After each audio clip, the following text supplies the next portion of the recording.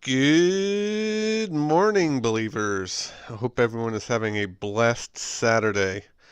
Just want to share an article I came across talking about EMP attacks and the warnings that are coming from various military experts. Uh, One expert's warning U.S. will cease to exist and 90% of its population will die based on a potential attack from the national electric grid from an EMP weapon. Now, apparently, a newly declassified report is warning of an electric world war launched by Russia, Iran, North Korea, and China that could wipe out North America, Europe, and Israel. And really, what this is these countries, Russia, Iran, North Korea, China, they're building EMP weapons. And really, what it is using a primitive nuclear weapon, detonating it high above the sky, some 30 kilometers in the atmosphere, which can really wipe out our electrical grid. Apparently, our electrical grid is very susceptible to attack in this way, and it could shut down, you know, essentially all of our electric. And they're saying 9 to 10 Americans would die from starvation, disease, societal collapse. If this happens, America would cease to exist.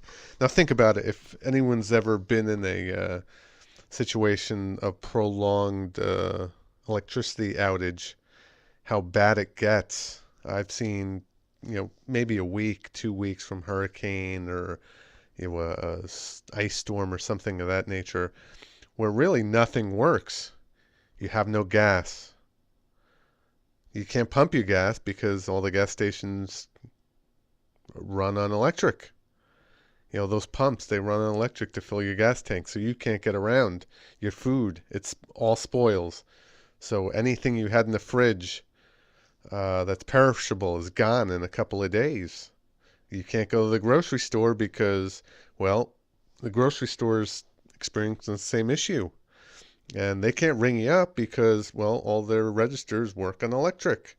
And you can't get cash because all your cash is tied up in the bank. And guess what? Those ATMs, they work on electric. So really what you're left with is hopefully you have some supplies. Most people, maybe they have a case of water in their pantry and, some pastas and cans of food that might last them a couple of weeks. But beyond that, nothing. Then what are you going to do?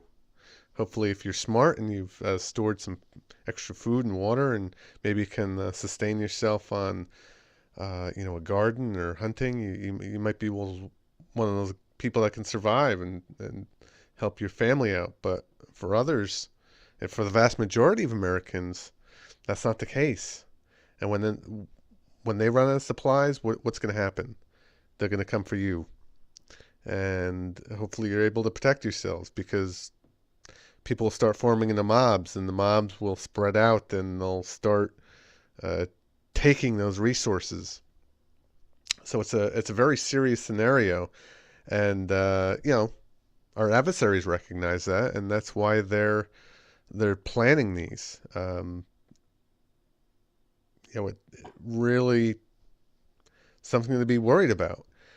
And the thing about it is it doesn't really even have to affect the soil, and maybe that's what they like about it. So detonating a nuclear weapon that high up in the atmosphere isn't really going to cause the radiation sickness that you would see from detonating a standard weapon, wiping out, let's say, a city like Washington or New York.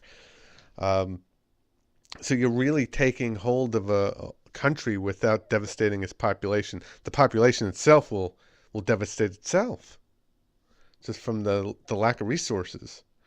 So apparently, the good news is that the fixes for this are fairly inexpensive. The precautions that the electric companies have to take to prevent this type of catastrophe are fairly inexpensive and they're easy. The bad news is they're just not doing it.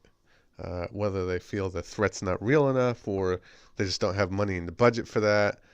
Um, like most things in infrastructure, Companies aren't going to spend money unless they really have to. And they really see it as a non-issue at this point. So just something to look out for. Let's hope it doesn't come to this, but